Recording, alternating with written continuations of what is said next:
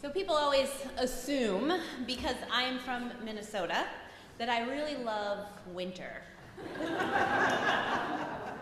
They also assume that somehow I don't get cold, or perhaps that I really like being cold. I'm not sure which one. But it turns out neither of those things are true. I'm pretty much always cold. That's my normal state in the world. And while I don't hate winter, it's definitely the least favorite of all the seasons for me.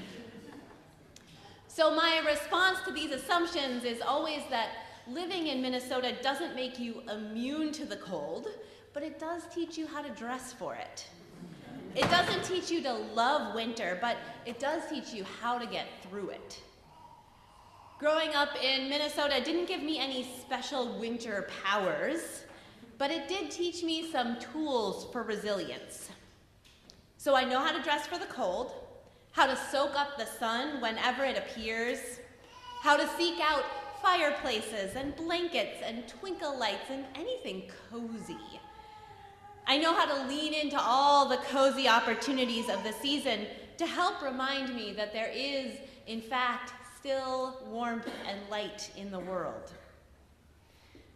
I think no matter how much you love winter, there is some resilience needed to get through it.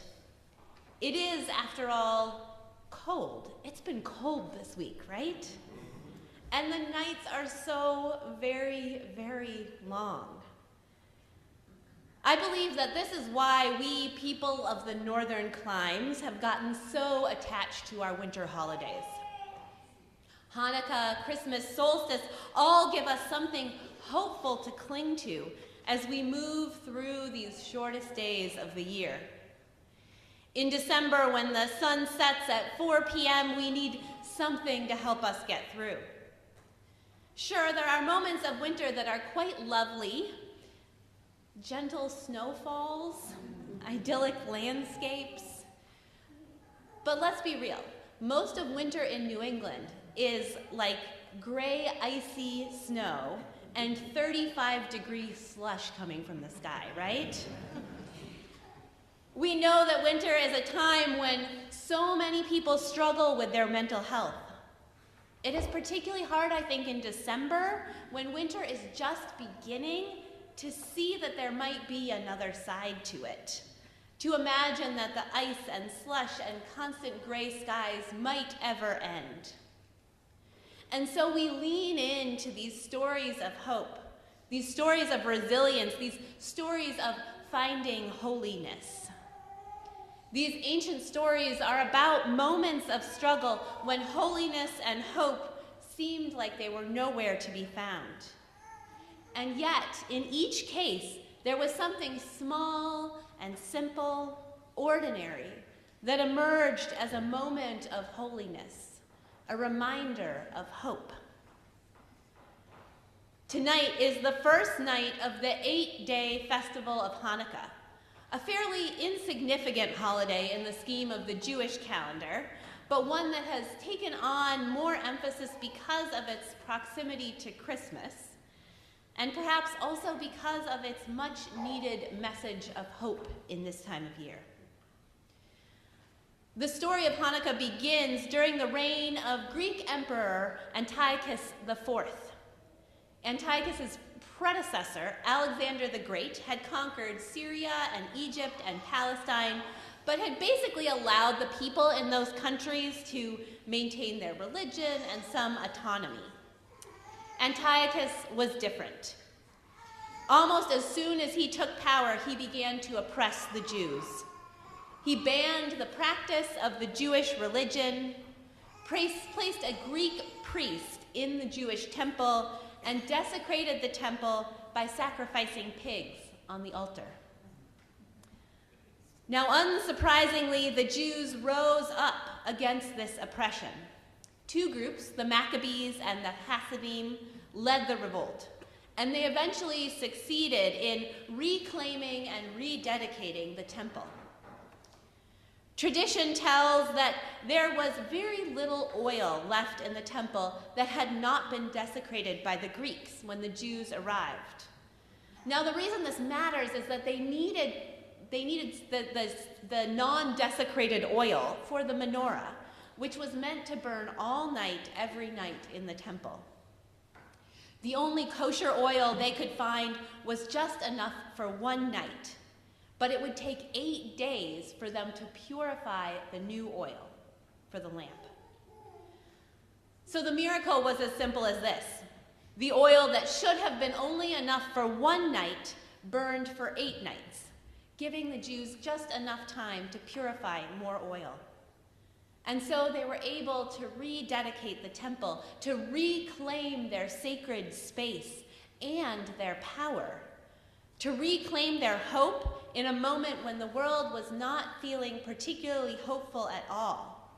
We often think of Hanukkah as this triumphant end of the war moment, but it was actually in the middle. The war went on long after this moment that the temple was reclaimed and rededicated. And the Maccabees needed the hope and strength and power that the light of the menorah offered. Now, given that history, it's no wonder that that single Hanukkah candle that David brought back to the hiding place that he and Rebekah shared brought so much hope to the two teens.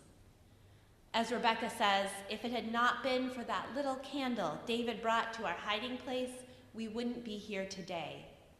That glimmer of light awakened in us a hope and a strength we didn't know we had. In the midst of their own struggle, the story of Hanukkah and the light of that single candle reminded them of the struggles and the resilience of their ancestors. With that flame, they found a moment of holiness in the midst of disaster, and that moment gave them the courage to endure. Each of our holiday stories does this. It points us towards ways to find hope in the midst of pain and struggle, in the midst of violence and oppression, in the midst of this country we are in teetering on the brink of fascism. They are not just about getting through the long winter nights. They're about getting through this world, getting through these times.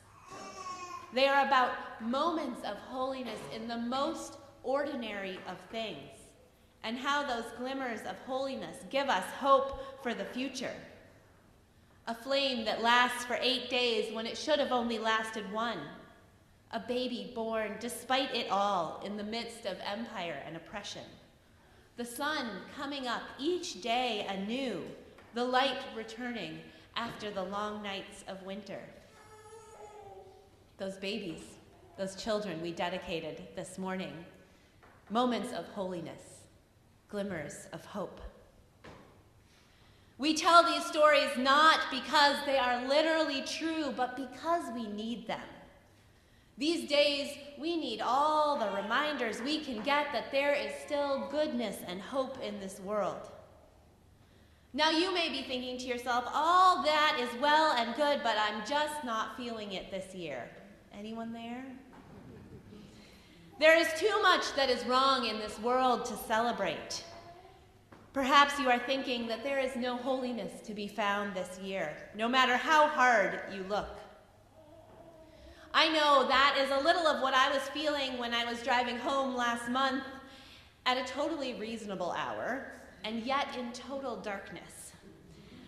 I was honestly feeling kind of grumpy. I was grumpy about how cold and dark it was. I was grumpy about the state of the world. Who knows what exactly it was in that moment, but the pain and challenge of it all was just very much with me. And then I saw the first strings of holiday lights for the season, and I'll be honest, my first thought was grumpy. It was, it's not even Thanksgiving. Come on, people, right? But after I let that go, I got that grumpy thought out of the way, I noticed the beauty, the way the lights shone and twinkled that I couldn't have seen had it not been so dark, right? I noticed how they brightened up the night, and they brightened up my mood. I remembered how in 2020, when we were all isolated at home for the holidays, people put up their lights early and left them out late. Some of them stayed out all winter, knowing that we needed it, We needed a little extra beauty when the world was so hard and we were so alone in it. We needed that glimpse of holiness to remind us that not all was lost. And I thought, maybe that is still what we need. Maybe we actually need to double down on finding holiness in this season rather than giving up on it. Or maybe we just need to open ourselves up to the holiness that will emerge if we make space for it. Let go of the first grumpy thought and let the holiness in. Maybe we just need to say yes to the hope that comes alongside those glimmers of holiness. I imagine that when David found that Hanukkah candle, he didn't know the impact it would have on his life, on his and Rebecca's abilities to survive, but bringing it back to their hideout by lighting the candle and trusting in the wisdom of an ancient story, they found that moment of holiness, and a hope that they had perhaps given up on reemerged. So perhaps if we open ourselves up to these moments of holiness, hope will find us too. As my colleague, the Reverend Hannah Roberts-Villeneuve says, in the season of long, cold nights, hope isn't waiting for us to find it. Hope isn't sitting patiently on the sidelines. Hope seeks out the forgotten places. The longest night, the damaged temple, the overcrowded stable, and every corner where tomorrow seems impossible. Hope bursts in uninvited, without concern for our carefully crafted plans. Hope shows up as a lamp that keeps burning. Hope shows up as an improbable baby. Hope shows up as the sun, returning without ever having left.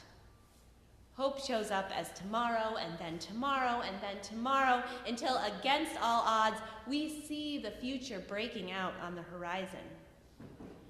When we are weary from battle, when empire seems inevitable, and when darkness is growing around us, hope comes to claim us, she says, and we have the chance to say yes. In this moment, these ancient stories of hope are not just sweet old tales with happy endings, they are roadmaps for resilience. Finding holiness in them and lifting it up is an act of survival. We need the hope of this season, the glimpses of holiness that remind us that all is not lost. Perhaps even twinkled lights can be tools for resistance. So in this season, may we say yes to these moments of holiness that find us, opening ourselves up to the reminders that hope carries on despite it all. May it be so.